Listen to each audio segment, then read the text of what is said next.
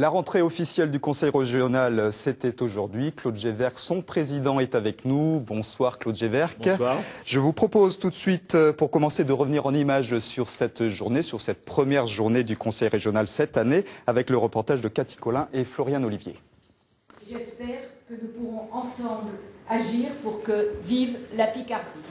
C'est sur la démission de Caroline Cayeux que s'ouvre la session de rentrée du Conseil régional. D'ici 15 jours, l'UMP devra choisir sa nouvelle tête de file. Christophe Coulon, proche de Xavier Bertrand, sera candidat.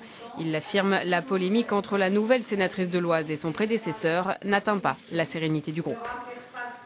Nous essayons de faire avec mes collègues, c'est d'avoir une déconnexion des actualités locales. Ici, nous sommes dans la région. Ce qui se passe dans l'Oise, la suite des élections sénatoriales, ne nous concerne pas. Quelques mois après un autre départ, celui d'Édouard Courtial, remplacé par Élodie Gossuin, la droite va devoir retrouver ses marques. Le Front National, lui, ne semble pas attendre de changement de ce renouvellement.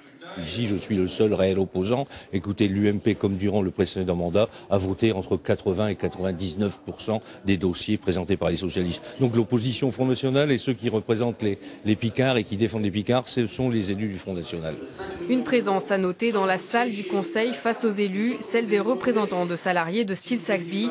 La région a voté à l'unanimité un soutien de 4 800 € au personnel de l'usine de Montataire pour les aider à poursuivre l'action en justice contre le plan social. Et même si la dette de la région a fait parler d'elle au début du mois, la majorité se sent forte du résultat des élections sénatoriales. Les élus locaux ont joué un rôle extrêmement important, bien sûr, dans les sénatoriales. On peut avoir des résultats. C'est la première fois que le Sénat passe à gauche dans cette République. C'est annonciateur, effectivement, d'une dynamique qui va nous aider au niveau régional, mais bien sûr au niveau national également.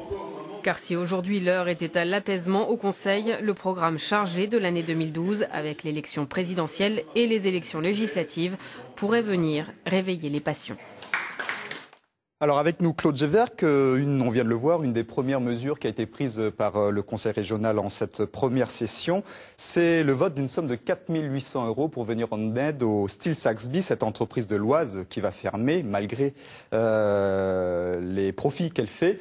4 800 €, ça semble dérisoire. C'est tout ce que la région peut faire pour ses salariés?